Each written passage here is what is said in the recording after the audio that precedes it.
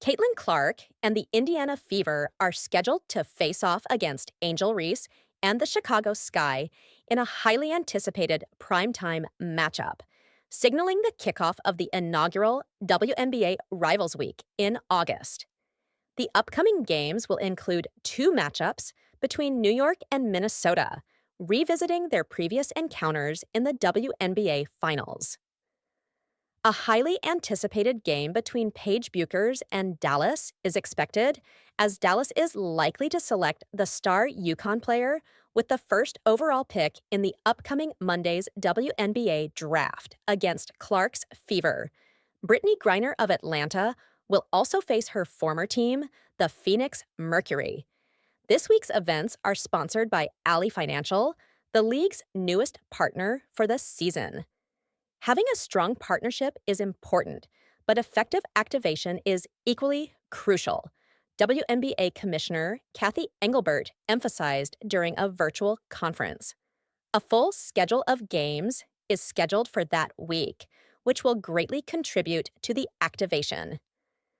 During Rivalry Week, games will be broadcasted on various networks, kicking off with a primetime match between the Fever and Sky on CBS on August 9th.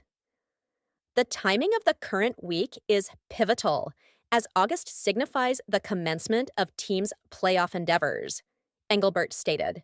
Showcasing these matchups during this period will prove advantageous in driving the playoff momentum forward into September, ultimately leading to the crowning of a champion in October. For 3 consecutive years, the NBA has annually observed Rivals Week. Engelbert has previously emphasized the importance of rivalries in driving the advancement of the sport. In 2021, the league implemented the Commissioner's Cup, which has played a key role in nurturing rivalries like the ones between New York and Las Vegas, as well as the Liberty and Lynx in recent years.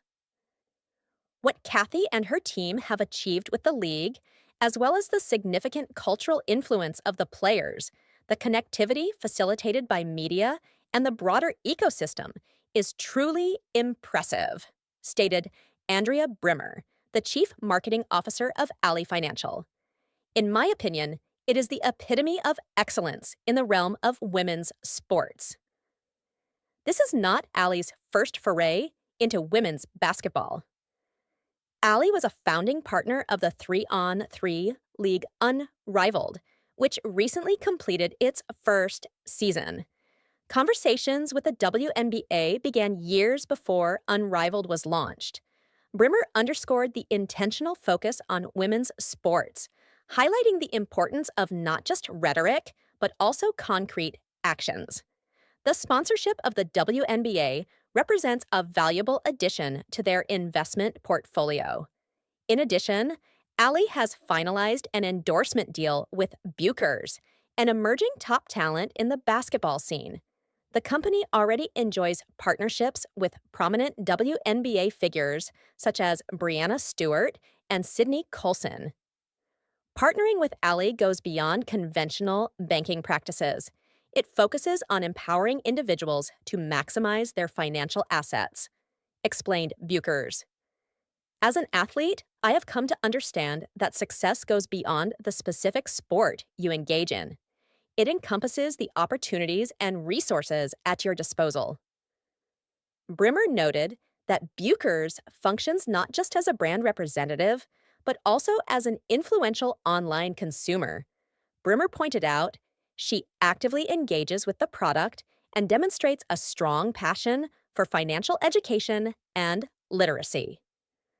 The Dallas Wings have secured the first overall pick in the upcoming WNBA draft, with signs pointing towards the selection of Paige Buchers, the reigning champion from UConn. However, living up to the standards set by last year's top pick, Caitlin Clark, will prove to be a formidable task for Buchers. The recognition of this phenomenon is clear among WNBA executives, as illustrated by comments made by Wings general manager Curt Miller during a pre-draft press event. When asked by USA Today's Nancy Armour about the potential lessons Dallas could learn from Clark's impressive growth with the Indiana Fever, Miller responded by highlighting Caitlin's remarkable impact on the game and her quick adjustment. He went on to explain that one of the main reasons for the success of the Fever towards the end of last season was Clark's quick adaptation to the WNBA, a transition that he stressed is quite challenging. Miller praised the Fever for skillfully handling the challenges that came with Clark's debut season. He expressed his admiration for the strategies employed by Indiana in welcoming Caitlin into the league, highlighting that they will incorporate some of those best practices with their own players. Although Miller did not explicitly refer to Buchers in his remarks, the insinuation was clear. Clark and the Fever have established a standard within the WNBA that other teams will strive to achieve in terms of the accomplishments of rookie players. It has been a considerable amount of time since Caitlin Clark had the opportunity to play basketball competitively. Following a successful year marked by her exceptional three-point shooting in her final season at Iowa and her debut in the WNBA with the Indiana Fever, she took a break this winter to recharge. Nevertheless, as the new WNBA season approaches, Clark will soon return to the court for her second season with the Indiana Fever, which promises to be distinct from her first season. During her first season with the Fever, Clark was the focus of efforts to help her adjust to the WNBA environment.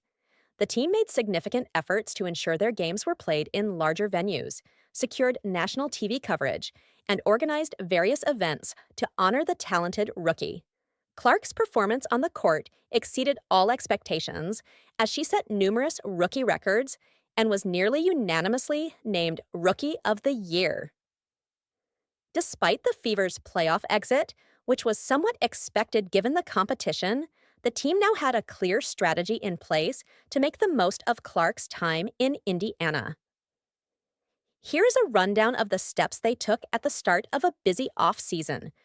The standout player for the Indiana Fever, who has been in the league since 2019, has taken it upon herself to remind others about their 401k contributions. The compensation and benefits structure in the WNBA has become a topic of intense debate in recent years, fueled by the growing popularity of women's basketball. In the preceding October, the WNBPA announced their decision to terminate their current collective bargaining agreement with the league the day following the end of the WNBA Finals. The existing agreement will continue to be in force until October 31st, 2025, allowing both the league and the union a one-year period to engage in negotiation for a new agreement. If an agreement cannot be reached between the two parties, there is a possibility of a player strike, as suggested by recent signs. Despite ongoing discussions on larger issues related to the collective bargaining agreement, Turner took the opportunity before the 2025 WNBA draft on Monday to explain to players how they can maximize the advantages offered by the existing agreement. She shared a post on social media announcing the nearing arrival of the WNBA draft and reposting her message from the prior year.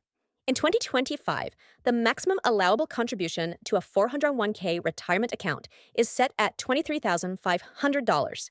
When factoring in the current 25% employer match rate, this results in an extra $5,175 being added to the account.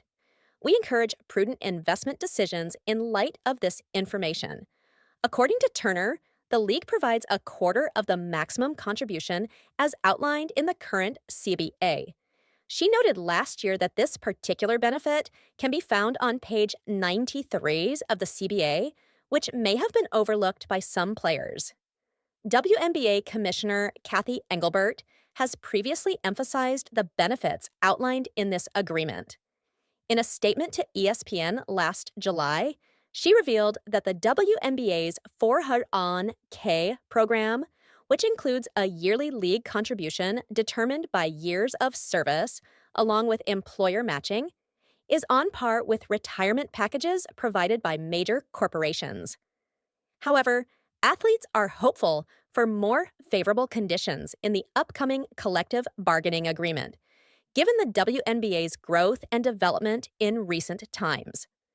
Last July, the league finalized an 11-year media agreement with Disney, Amazon Prime Video, and NBC Universal, reportedly worth an exceptional $2.2 billion, equivalent to $200 million per year. Flaw J. Johnson, a highly touted up-and-coming talent in the realm of women's basketball, has chosen to postpone her entry into the league until the aforementioned financially beneficial agreement comes into effect. The agreement is scheduled to begin in 2026, and the addition of new teams in San Francisco, Portland, and Toronto has already been officially announced. Terry Carmichael Jackson, the executive director of the WNBPA, articulated in a press release last year the union's objective to enhance the professionalization of the league, ensure fair wages, improve working conditions, and establish substantial benefits in the forthcoming agreement. Turner, who remains dedicated to advocating for better conditions, recently spoke out about her future teammate Caitlin Clark's rookie salary.